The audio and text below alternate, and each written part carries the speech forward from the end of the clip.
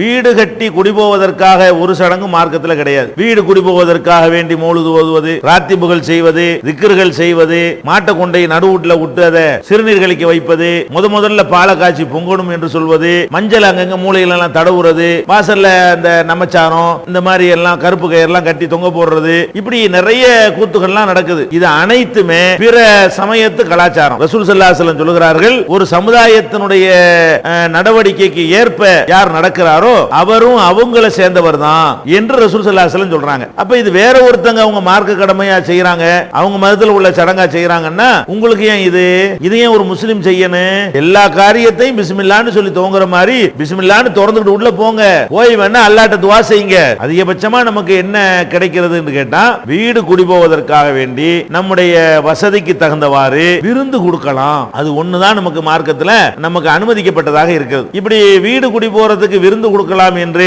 நேரடியாக ஹதீஸ் இல்லாவிட்டாலும் அதை விளங்குவதற்கு ஏற்றவாறு ஒரு ஹதீஸ் நமக்கு கிடைக்கிறது. நபிகள் நாயகம் ஸல்லல்லாஹு அலைஹி வஸல்லம் அவங்க சொல்றாங்க, அல்லாஹ் ஒரு அழகான மார்க்கத்தை என்னிடத்துல கொடுத்து அனுப்பி இருக்கிறான். நான் உங்களை அழைக்கிறேன், நீங்க என்னுடைய அழைப்பை ஏற்று வர்றீங்க. சில பேர் வர்றீங்க, சில பேர் வராம இருக்கிறீங்க. என்னுடைய இந்த பணி, இதுக்கு ஒரு உதாரணம் சொல்வதாக இருந்தால், ஒரு மனிதன் ஒரு வீட்டை கட்டுகிறான், நல்ல அழகான முறையில் வீட்டை கட்டிவிட்டு தன்னுடைய ஊழியரை அழைத்து, நான் வீடு கட்டி விட்டேன், இந்த வீட்டில் நான் ஒரு விருந்து ஏற்பாடு பண்றேன், நீ போய் எல்லாரையும் கூட்டிட்டு வா அப்படின்னு சொல்லி தன்னுடைய ஊழியரை அனுப்பி விருந்துக்காக வேண்டி அழைப்பு விடுக்கிறான். அவனுடைய அழைப்பை ஏற்று யாரெல்லாம் அந்த வீட்டுக்கு வந்தார்களோ அவங்களுக்கு அந்த விருந்து கிடைக்கிறது. யாரு இந்த அழைப்பு அழைச்சி போடா வரமாட்டேன்னு சொன்னார்களே ஆனால் அவங்களுக்கு விருந்து கிடைக்காது. இது மாதிரி தான் என்னை அல்லாஹ் அனுப்பி இருக்கிறான். ரசூலுல்லாஹ் சொல்றாங்க, என்னைய அல்லாஹ் அனுப்பி இருக்கிறான், சொர்க்கம்னு ஒரு வீடை கட்டிவிட்டான், அங்க நிறைய விருந்து எல்லாம் தயாரிச்சு வச்சிருக்கிறான். நான் அந்த விருந்துக்கு உங்களை அழைக்க வந்திருக்கிறேன். என் அழைப்பை கேட்டு என்னைய ஃபாலோ பண்ணி வந்தீங்கன்னா